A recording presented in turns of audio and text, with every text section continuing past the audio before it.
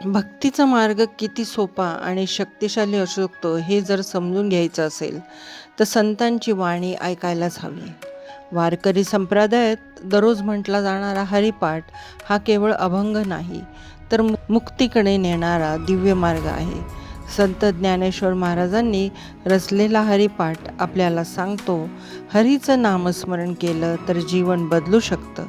आज आपण हरिपाठातील 4 ओव्या आणि त्यांचं गूढ अर्थ समजून घेणार आहोत. आमच्या पीस विदिन चॅनलमध्ये आपले खूप खूप स्वागत. देवाची यद्वारी उभा क्षणभरी, तेने मुक्तिचारी साधी येल्या. हरिमुखी म्हणा पुण्याची गणना कोण करी.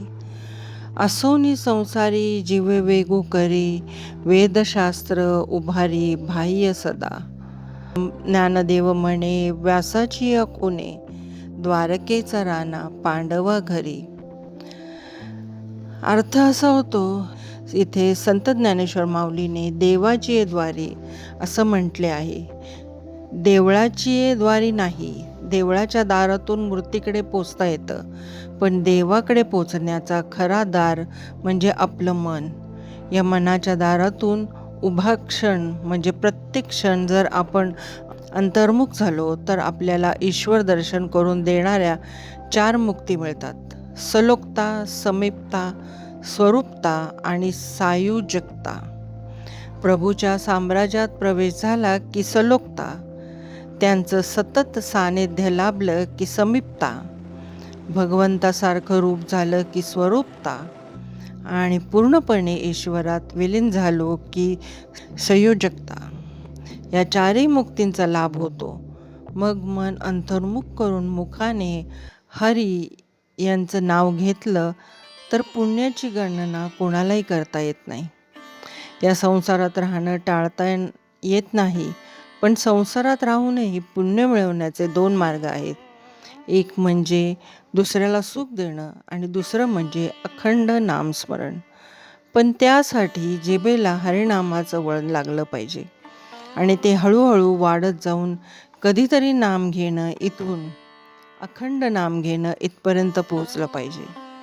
ही सवय लागली की आपण शुद्ध आणि पवित्र होतो.